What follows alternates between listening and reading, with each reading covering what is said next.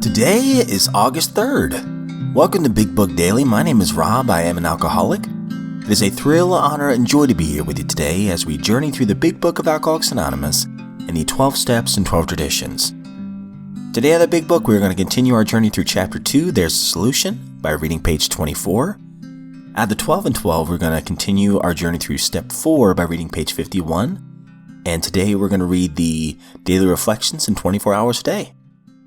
So with that, hope you all are doing well today. Life is good over here. We've been given a brand new set of 24 hours, and that is always a good thing. And with that, let's go ahead and get to the good stuff. If you recall from yesterday's reading, in the italics on page 24 of There's a Solution, pretty powerful and pretty direct stuff here. It says, the fact that most alcoholics, for reasons yet obscure, have lost the power of choice in drink.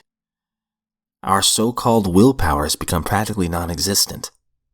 Still in italics here, we are unable at certain times to bring into our consciousness with sufficient force the memory of the suffering and humiliation of even a few weeks or a month ago. We are without defense against the first drink. So with that, we are going to finish page 24. The almost certain consequences that follow taking even a glass of beer do not crowd into the mind to deter us.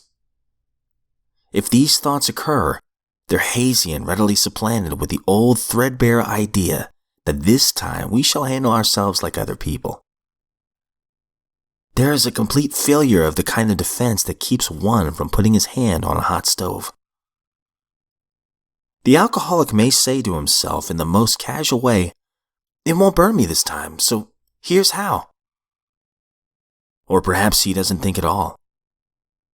How often have some of us begun to drink in this nonchalant way, and after the third or fourth, pounded on the bar and said to ourselves, "For God's sake, how did I ever get started again?" Only to have the thought supplanted by, "Well, I'll stop with the sixth drink." Or, "What's the use anyhow?" When this sort of thinking is fully established in an individual with alcoholic tendencies, he has probably placed himself beyond human aid and, unless locked up, may die or go permanently insane. These stark and ugly facts have been confirmed by legions of alcoholics throughout history. But for the grace of God, there would have been thousands more convincing demonstrations. So many want to stop, but cannot. Out of the 12 and 12 run, Step 4 made a searching and fearless moral inventory of ourselves. Page 51. Also of importance for most alcoholics are the questions that they must ask about their behavior respecting financial and emotional security. In these areas, fear, greed, possessiveness, and pride have too often done their worst. Surveying his business or employment record, almost any alcoholic can ask questions like these. In addition to my drinking problem, what character defects contributed to my financial instability? Did fear and inferiority about my fitness for my job destroy my confidence and fill me with conflict? Did I try to cover up those feelings of inadequacy by bluffing, cheating, lying, or evading responsibility? Or by griping that others failed to recognize my truly exceptional abilities? Did I overvalue myself and play the big shot? Did I have such unprincipled ambition that I double-crossed and undercut my associates? Was I extravagant? Did I recklessly borrow money, caring little whether it was repaid or not? Was I a pinch penny, refusing to support my family properly? Did I cut corners financially? What about the quick money deals, the stock market, and the races? Businesswomen in AA will naturally find that many of these questions apply to them too. But the alcoholic housewife can also make the family financially insecure. She can juggle charge accounts, manipulate the food budget, spend her afternoons gambling, and run her husband into debt by irresponsibility, waste, and extravagance. But all alcoholics who have drunk themselves out of jobs, family, and friends will need to cross-examine themselves ruthlessly to determine how their own personality defects have thus demolished their security.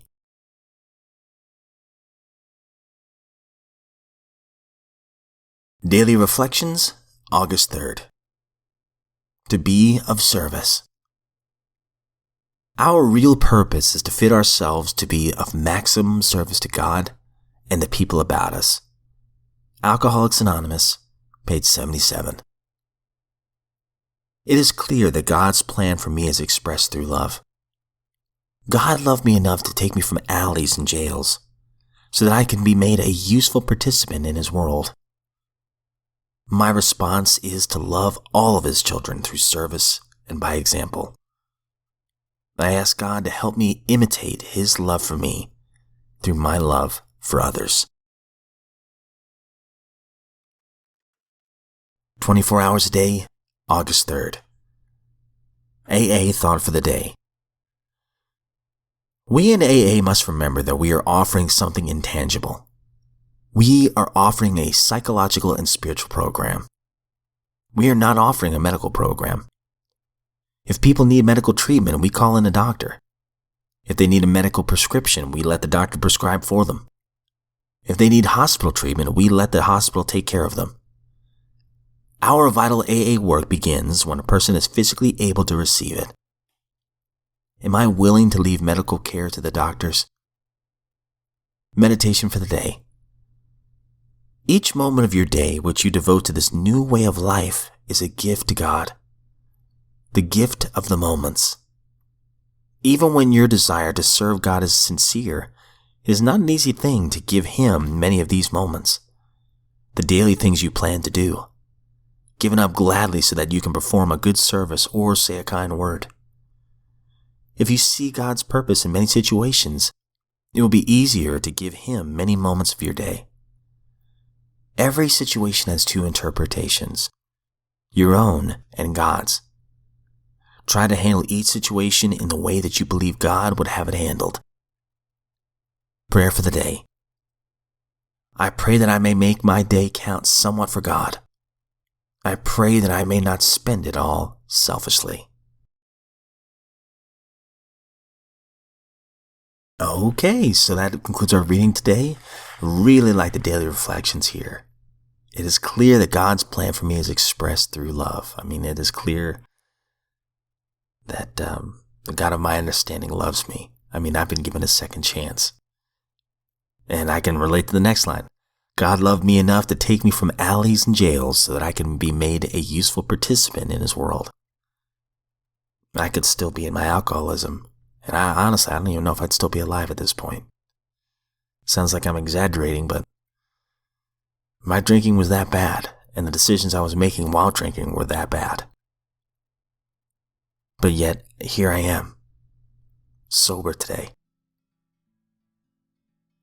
And then I love the next line. My response is to love all of His children through service and by example. I love that. Love everyone, not just the ones who love me back. To serve and love others, no matter what. How do I do that? Well, through service and by example, trying to be the best person I can be today. To make whole, be whole, right? Working on those character defects, trying to be more selfless today than I was yesterday. Righting my wrongs, making those direct and indirect amends. Finally, I ask God to help me imitate His love for me through my love for others. I think that's a beautiful way to describe, what I'm supposed to do in my sobriety. So my friends, that's all we have for today. I hope you all have a great day. Thank you so much for joining me in this lifeboat of recovery. And if we are given another set of 24 hours, I sincerely look forward to seeing you right back here tomorrow.